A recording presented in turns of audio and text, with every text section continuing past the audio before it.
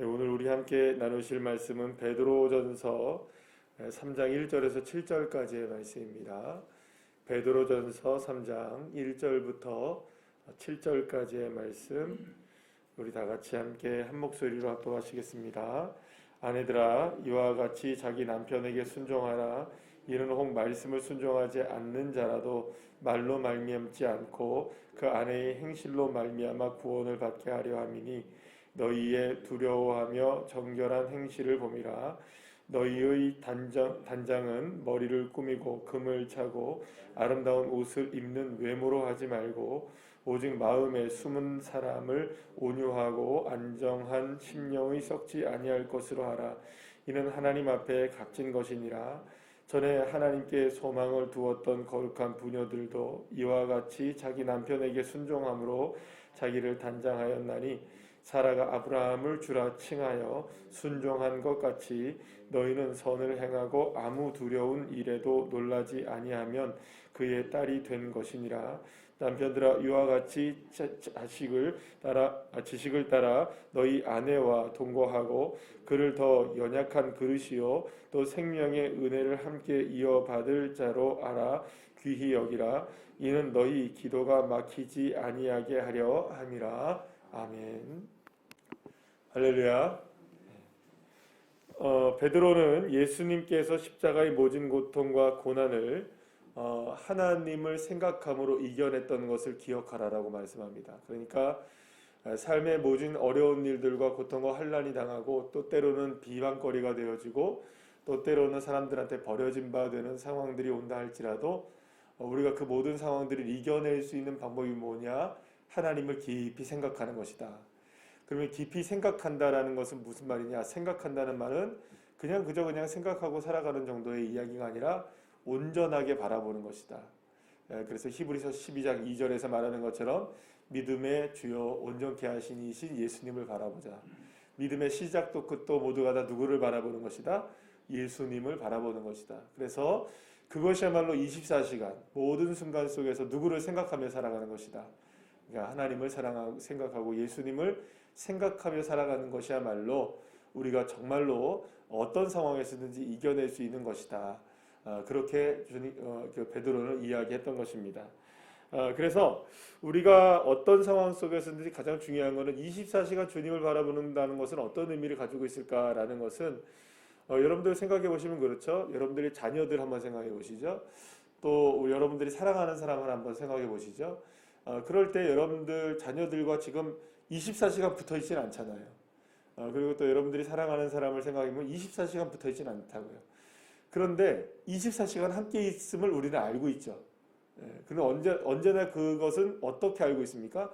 늘 마음에 품고 있고, 늘 생각하게 되고, 늘 때로는 우리 자녀를 생각하거나 생각하면 지금은 잘 지내고 있을까? 또 사랑하는 사람을 생각한다면 지금은 뭐 하고 있을까? 그렇죠? 이런 생각들을 하잖아요. 그러니까 24시간을 함께 하는 마음들이라는 어떤 것인지를 우리가 어느 정도는 알 수 있을 겁니다. 그러니까 이 말은 무슨 말입니까? 24시간 주님을 바라본다는 말은 물리적으로 24시간 동안 날마다 예를 들어서 우리 자녀들이나 사랑하는 사람들을 계속해서 함께 있다는 물리적인 함께함이 아니라 마음의 함께함이죠. 그러면 이 말은 어떤 의미를 다가오게 되냐면 결국에는 관계를 얘기합니다. 관계. 그러니까 늘 언제나 뜨거운 관계를 갖고 있다. 사랑의 관계를 갖고 있다. 정말로 늘 언제나 바라보는 그런 관계가 온전하게 맺어져 있다는 것을 알 수가 있어요. 그러니까 그 온전하게 관계가 맺어져 있으면 늘 생각하게 될 수 있잖아요. 온전하게 관계가 맺어져 있으면 늘 바라볼 수 있게 되잖아요. 근데 관계가 제대로 돼 있지 않으면 힐끔힐끔 바라볼 수는 있습니다. 그죠? 사랑의 눈빛이 아니죠. 왠지 모르게 이렇게 평가하는 눈빛으로 바라보게 되고, 왠지 모르게 흘겨보는 느낌, 이런 것들 있잖아요. 그런 것들은 온전한 관계가 맺어지지 않으면 제대로 바라봐지지 않게 되는 거잖아요. 그러니까 생각한다는 말 속에는 어떤 의미가 담겨져 있느냐? 이건 하나님과의 무엇을 맺어야 된다. 주님과의 관계를 맺어야 된다는 의미를 말씀하고 있는 것이라고 볼 수가 있어요. 그러니까 베드로는 이런 얘기를 하는 겁니다. 그러니까 어떤 상황에서도 우리가 누구와의 관계를 온전하게 맺으면, 하나님과의 온전한 관계를 맺게 되면 그것이야말로 모든 상황 속에서 이겨낼 수 있는 힘이 되고 그것이 바로 우리의 삶의 소망이 될 수 있다는 것을 이야기하고 있는 것입니다. 자, 그런 의미에서 오늘 본문으로 넘어오게 되면서 무슨 얘기를 하게 되냐면 아내와 남편에 관한 이야기를 하죠. 그러니까 이 말씀을 우리가 생각해 보면 갑자기 뜬금없이 왜 아내가 나오지? 왜 뜬금없이 남편이 나오지라는 생각을 할 수 있어요. 그렇죠. 여러분들 한번 지난번에는 무슨 얘기를 했습니까? 사실은 세상의 권력을 가지고 있는 왕들에 대해서 또 권력자들에 대해서 총독에 대해서 황제에 대해서 그들에게 순종해야 된다 이런 얘기를 한단 말이에요. 그럼 어떻게 순종할 수 있느냐 여러분 생각해 보십시오. 계속 얘기가 나오는 거지만 당시의 황제나 총독들은 누구를 죽이고 있었습니까? 지금 예수님 믿는 사람들을 박해하고 죽이고 있었단 말이에요. 그러면 여러분 그 사람들한테 순종한다는 말은 곧 내 목숨이 어떻게 된다는 거예요. 죽는다는 얘기잖아요. 근데 어떻게 그것을 순종할 수 있었느냐라는 거예요. 그것만 보면 순종이 안 된다는 거죠. 사람들을 보고 또 황제를 보고 총독을 보면 순종이 안 되지만 그때 그 순종이야말로 필요한 것은 누구를 바라보는 순종이랄까요? 하나님을 바라보고 주님을 바라보는 순종이 되어질 때에 그 박해를 통해서도 그것이 끝나는 게 아닌 거죠. 예수님은 십자가로 끝났나요? 안 끝났나요? 안 끝났단 말이에요. 그러니까 십자가로 끝나는 것 같으면 우리가 순종할 수 없겠죠. 어떻게 그건 벗어나야 되는 일이죠. 그러나 더 큰 그림을 보자는 거죠. 하나님이 이루실 일이 무엇인지 우리가 알 수 없으니 우리가 그 상황 속에서 순종하면 반드시 하나님의 열매를 맺게 된다. 그러니까 우리에게 중요한 것은 지금 당장의 어떤 고난을 피하는 것도 중요한 일이지만 더 중요한 건 뭐냐? 하나님과의 관계에 있다. 그러면 결국에는 모든 것을 합력하여 선을 이루시는 분은 누구시다? 하나님이시다라는 것이죠. 그런 의미에서 지금 무엇으로 이걸 끌고 오냐면 우리의 가정의 문제를 끌고 오게 되는 것을 보게 됩니다. 그러니까 그리스도인들에게 있어서 하나님에 대한 신앙은 단지 하나님께만 머물러 있는 것이 아니라 우리가 사회적으로 본다면은 우리가 권력에 관한 부분 또 이런 부분까지 나라에 대한 부분, 민족에 대한 부분까지 넘어갈 수 있겠지만 아주 쉽게는 어디에서 지금 그것이 이루어져야 된다. 매일매일 만나고 매일매일 관계를 맺지 않으면 안 되는 우리의 가족의 문제까지도 이것을 끌고 들어와야 된다는 것이죠. 단지 여러분의 신앙의 차원은요. 내가 개인적으로 내가 생각하고 사유되는 게 아닙니다. 그러니까 내가 개인적으로 어떤 생각을 갖고 살아간다 뭐 이 정도의 문제가 아닌 거죠. 진짜로 우리의 삶 속에서 어떻게 그것을 펼쳐나갈 수 있느냐에 대한 문제가 되는 것이죠. 그래서 하나님에 대한 생각은 결국 우리의 이웃에 대한 생각으로 확장되어져 나가야 된다. 그러면 여러분 이웃 가운데 가장 가까운 이웃은 누군가요? 나를 제외한 모든 사람은 이웃이잖아요, 사실은. 그러면 여러분 나를 제외한 모든 사람의 이웃들은 어떤 사람인가요? 가장 가까운 사람은 가족이잖아요. 그리고 그 중에 가장 가까운 사람은 부부와의 관계, 또 그것이 나중에 확장되어지면 자녀의 관계, 이렇게 확장되어져 나가잖아요. 베드로는 가족 간의 온전한 관계의 회복이 얼마나 중요한지를 지금 얘기하고 있는 겁니다. 그러나 여러분 이것은 단지 아내와 남편 그리고 또 부모와 자식 간의 관계가 그냥 단순하게 사이가 좋은 것을 이야기하는 것이 아니에요. 여러분. 사이가 좋은 것을 이야기하는 것이 아니라 그 이상의 무엇이 필요하다는 겁니다. 여러분 한번 생각해 보시죠. 우리가 관계를 맺게 될 때에 우리의 부부와의 관계, 우리 자녀와의 관계를 생각해 보십시오. 잘하려고 잘 되나요? 요즘에 TV에 보면 그런 것들이 많더라고요. 뭐 금쪽이 나오죠. 그럼 우리 자녀가 예를 들어서 문제가 있는 행동을 해요. 부모가 아무리 자기가 잘하려고 해도 잘 됩니까 안 됩니까? 그게 잘 안 되더라고요. 그래서 전문가의 도움을 받고 막 이렇게 하잖아요. 그런데도 그게 잘 됩니까 안 됩니까? 그게 또 잘 안 될 때가 있어요. 요즘에 또 그런 것도 나오더라고요. 부부간의 문제가 나오는 것도 있더라고요. 그 오은영 박사님 요즘에 아주 인기가 많으시던데. 그러니까 부부간의 관계가 나와요. 그러면 부부간의 관계 잘하려고 노력하는 걸까요? 잘못되려고 노력할까요? 다들 잘하려고 노력하는데 그게 잘 안 되는 거예요. 인간의 노력과 방법으로 어떤 모습들로 여러분들 이게 잘 되는 거는 언제나 한계가 있을까요? 한계가 없을까요? 늘 언제나 한계가 있는 거예요. 아무리 좋아지려고 해도 그게 그 이상을 벗어날 수가 없는 것이죠. 그러면 여러분 여기서 지금 무슨 문제를 얘기하고 있느냐? 아내와 잘 지내야 되겠죠. 남편하고 잘 지내야겠죠. 또 자녀와 잘 지내야겠죠. 우리가 잘 지내려고 하고 이렇게 하고 순종한다고 순종하고 또 우리가 또 섬기고 섬긴다고 잘하냐? 이게 가능한 일이 되려면은 인간의 노력으로는 이게 안 된다는 걸 이야기하고 있는 겁니다. 그럼 무슨 얘기를 하고 있는 거냐?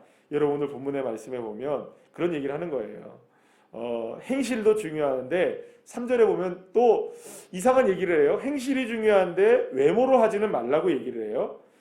그리고 또한 순종을 하라고 하는데 이게 어떤 삶이 돼야 되느냐? 4절 말씀에 보면 이런 얘기를 하는 거예요. 온유한 마음을 가지고 중요하다 막 얘기하면서도 하나님 앞에 값진 것이 되어야 된다. 이런 얘기를 해요. 또 보시면 이런 얘기도 합니다. 그 밑으로 이렇게 쭉 내려가다 보면 결국에는 이게 하나님 앞에 귀하게 여기게 되는 것이다. 이런 얘기를 해요. 맨 마지막에 7절 말씀에 보면 귀히 여기라는 얘기를 하는데 귀하게 여겨지고 하나님 앞에 값진 것이 되어야 된다는 이야기를 하고 있는 것을 보게 되면 이 이야기가 좀 다른 측면에서의 접근이 필요하다는 것을 이야기해요. 그런데 마지막에 이런 얘기를 합니다. 기도가 막히지 않게 하기 위함이다라는 얘기를 해요.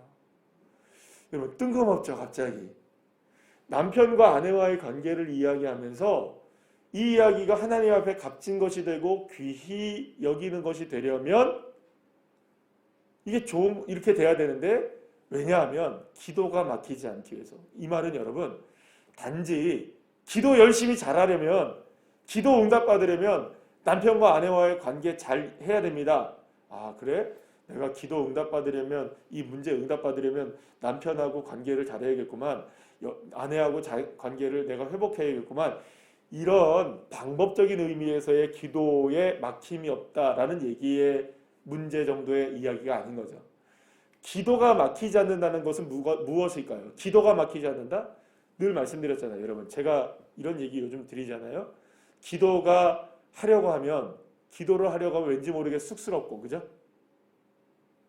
왠지 모르게 기도를 여러분들은 지금 다 이렇게 새벽에 나오셔서 예배를 드리시고 또 기도를 하신 분들이라 뭐 기도가 왜 쑥스러워라고 생각할지 모르겠지만 여러분 많은 사람들이 느끼는 게 뭐냐면 그리스도인들이 느끼는 게 뭐냐면 기도를 굉장히 새롭게 생각합니다. 여러분 기도 쉬지 말고 기도하라고 주님 말씀하시죠.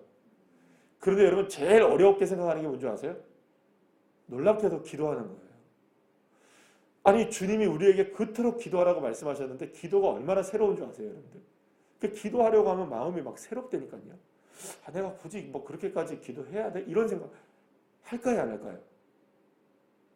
여러분들은 안 하시지만 그런 마음이 있어요 없어요? 제가 강요해서 대답하는 건 아니지만 그렇다니까요. 제가 어제 제자훈련하면서 이야기 나눠보니까 다 그렇대요. 그렇대요.